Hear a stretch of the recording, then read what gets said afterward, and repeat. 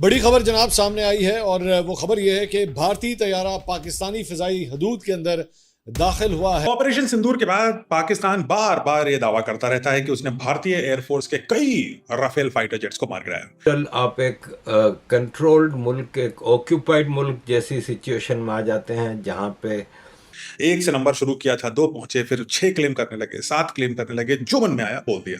Pakistan air force के तैयारे उड़े और वो जहाज वापस। अभी ये दावा किया जा रहा है कि मार्का हक में पाकिस्तान का ये दावा कि उसने भारत के राफेल तैयारे मार गिराए, ये दावा गलत है। पाकिस्तान ने जो दावा किया है ना कि हमने मार्का हक में भारत के इतने राफेल तैयारे गिराते हैं, सब झूठ है। तौर पर 36 राफेल फाइटर जेट्स के लिए मेंटेनेंस, लॉजिस्टिक्स और टेक्निकल सपोर्ट की मांग करी गई। जी हाँ, 36। और ये 36 बना नहीं सकते थे। आज तक हम गाड़ी नहीं बना सकते। हमें ये कहा गया था कि आपको हम इंपोर्ट करने देंगे गाड़ियां। National security advisor Ajit Doval साहब, उनकी मुझे एक स्टेटमेंट याद है। उन्होंने कहा था हमारा शीशा भी नहीं टूटा, हमारा शीशा भी नहीं टूटा और पाकिस्तान का हमने बड़ा नुकसान कर दिया है। अगर डिस्ट्रॉय हो गए थे हमारे और पाकिस्तान की बात सही थी तो 36 की संख्या तो कम होनी चाहिए थी। कम से कम मेंटेनेंस प्लानिंग पे इस नंबर के कम होने का असर जरूर दिखना चाहिए। अगर कोई तैयारा मार गिराया होता जो पाकिस्तान बकौल उनके क्लेम करता है 2 या 3 राफेल तैयारे हमने मार गिराए हैं, तो फिर भारत 36 तैयारों के लिए तो ये सपोर्ट ना होता ना। नमस्कार दोस्तों, जैसे ही भारतीय वायुसेना उड़ान भरती है वैसे ही पाकिस्तान में डर फैल जाता है कि रफ़ेल आया। रफ़ेल का डर इतना ज़्यादा है पाकिस्तान में कि पाकिस्तानी वायुसेना अब जो है काफ़ी नीचे उड़ानें भरती है, ज़्यादा ऊंचाई पर जाते नहीं है कि ना जाने कब भारत ऑपरेशन सिंदूर 2.0 कर दे और इन्हें फिर से भुगतना पड़ जाए। लेकिन इनकी मीडिया में इतने ज़्यादा बेशर्म लोग हैं बड़ी संख्या में जो अभी भी बेसिर पैर के दावे करते हैं। हालांकि अब ये साबित हो चुका है पूरी तरह से कि भाई भारत के 36 रफ़ेल जो हैं बिल्कुल सुरक्षित हैं और 36 रफ़ेल का जो पूरा फ्लीट है वो है, बिल्कुल है। और पाकिस्तान के जो दावे थे बिल्कुल झूठे थे। वैसे भी पाकिस्तान कभी कोई ऐसा प्रूफ नहीं दे पाया था जिसमें वो साबित कर पाता कि उसने कोई भी फाइटर जेट गिराया है। फाइटर जेट को गिराना कोई मजाक नहीं है। पूरे कोऑर्डिनेशन होते हैं, रडार पे पूरा पता चल जाता है कि भाई जहाज कहाँ उड़ रहा था और कहाँ मार गिराया गया है। पाकिस्तान के रडार्स ने भी ये बिल्कुल कैप्चर किया होगा। अगर किया होता तो ज़रूर ये लोग दिखा देते, बट ऐसा हुआ नहीं था तो कोई भी सबूत ये नहीं दे पाए। जो भी इनके वीडियोस आ रहे थे फेक वीडियोस थे, वो वीडियो गेम से लिए हुए थे और उसे देखने के बाद पूरी दुनिया पाकिस्तान पे हंस रही थी। अब पाकिस्तान की कंडीशन ये हो चुकी है कि पाकिस्तान बर्बाद हो चुका है भारत से लड़ाई में। पाकिस्तान में कई जो ऐसे लोग हैं जो समझदार हैं, जो अकल का इस्तेमाल करते हैं, वो कहते हैं कि पाकिस्तान ने भारत से जंग में अपने आप को बर्बाद कर लिया, वरना पाकिस्तान एक अच्छा खुशहाल मुल्क होता। आप इस सब के बारे में क्या सोचते हैं कमेंट बॉक्स में जरूर लिखिएगा। वीडियो अच्छा लगे तो लाइक करें, शेयर करें, चैनल को सब्सक्राइब करना ना भूलें और बेल का आइकन प्रेस कर दें लेटेस्ट नोटिफिकेशन के लिए। आइए आगे बढ़ते हैं इस वीडियो में। ऑपरेशन सिंदूर के बाद पाकिस्तान बार बार ये दावा करता रहता है कि उसने भारतीय एयरफोर्स के कई राफेल फाइटर जेट्स को मार गिराया। एक से नंबर शुरू किया था, 2 पहुंचे, फिर 6 क्लेम करने लगे, 7 क्लेम करने लगे, जो मन में आया बोल दिया। सोशल मीडिया से लेकर इवन ऑफिशियल स्टेटमेंट्स तक ये दावा बार बार दोहराया गया कि इतनी बार बोलो कि सब मान जाए। लेकिन अब एक नया आधिकारिक भारतीय दस्तावेज आया है जो इन दावों पर बहुत बड़े सवालिया निशान खड़ा करता है, जिसका जवाब अब पाकिस्तान को देना है। दरअसल इंडियन एयरफोर्स ने जून 2026 में एक रिक्वेस्ट फॉर प्रपोजल यानी आरएफपी जारी किया। इस आरएफपी का मकसद था राफेल फ्लीट के लिए ब्रिज सपोर्ट पैकेज को हासिल करना। और यही एक दिलचस्प बात छिपी है। दस्तावेज में साफ तौर पर 36 राफेल फाइटर जेट्स के लिए मेंटेनेंस, लॉजिस्टिक्स और टेक्निकल सपोर्ट की मांग करी गई। जी हाँ, 36। और ये 36 का आंकड़ा बहुत इंपॉर्टेंट है।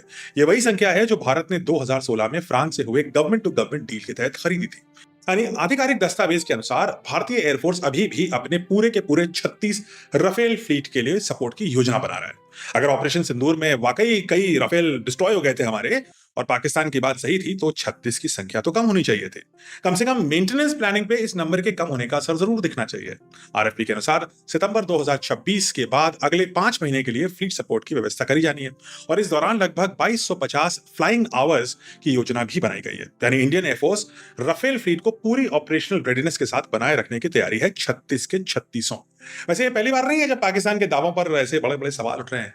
ऑपरेशन सिंदूर के बाद पाकिस्तानी सोशल मीडिया अकाउंट्स ने कई राफेल के टेल नंबर्स, उसके पीछे की तरफ टेल नंबर होता है, उसको डिस्ट्रॉयड बताकर प्रचार किया था।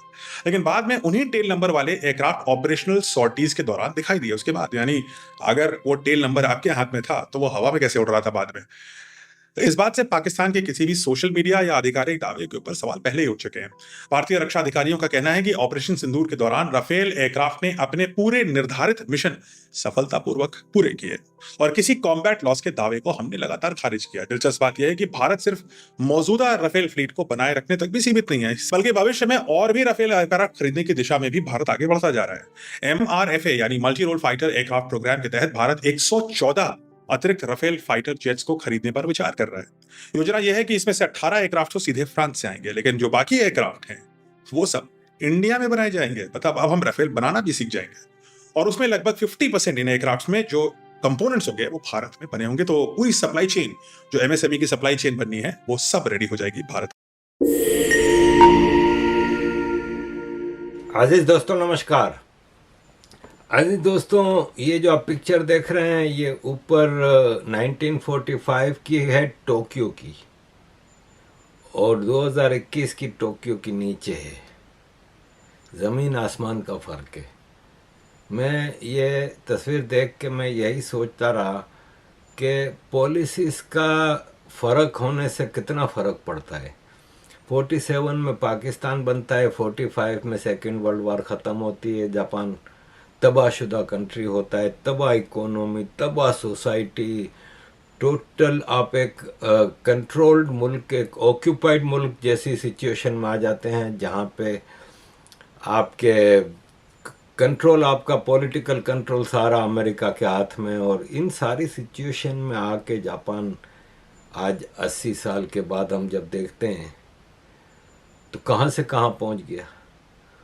अगर पाकिस्तान भी उस वक्त इतनी ज़बरदस्त इकोनॉमी शुरू में चलानी शुरू की थी, सब कुछ था, तो आप इंसान के बच्चे बन के मुल्क को बेहतर चलाते, बजाय इसके कि आपने पंगे लेने शुरू किए जंगें और दूसरे मुल्कों में। और एनीवे अजीज़ दोस्तों, इसका मतलब है हमने लोकल मशीनरी नहीं बनाई।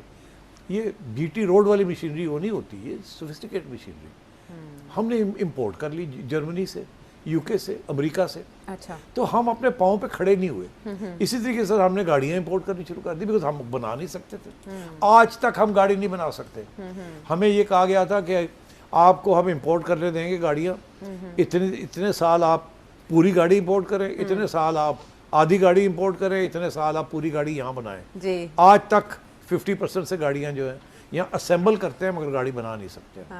बाहर से मंगवा के सारी चीज़ें यहाँ नट बोल्ट इकट्ठे कर देते हैं। तो बात यह है कि ये सारी इकोनॉमिक पॉलिसी की इशू है। इंडिया ने हैवी इंडस्ट्री पहले बनाने लगाई पिछले, इसीलिए उस ज़माने में कहते थे हिंदू रेट ऑफ ग्रोथ 2% 3%। अच्छा। मुश्किल हालात, बेस बना रहे थे वो लॉन्ग टर्म। हम 4%, 5%, 6% पे भाग रहे थे। बड़ा यार मजा आ गया जी, मरम पट्टी कर रहे थे हम ऊपर ऊपर, क्योंकि हम सारा कुछ इंपोर्ट कर रहे थे और अमेरिका दे रहा था। जी दे रहा था। जाहिर है उनके तो सेल हो रही है ना, हम उनको तो एशिया कर रहे थे। हमने कभी यहाँ जिसे कहते हैं सीरियस इकोनॉमिक डेवलपमेंट तो की नहीं। जो पैसा आता था बस वो कुछ हथियार ले लेते थे, कुछ इधर के करता होगा। सब जगह पे प्रोटेक्शन दे के हमने किया और अपने चुने चुने एलीट वाले को। ये हमारे सेठी साहब थे, नजम सेठी फरमाते हैं कि इंडिया का ग्रोथ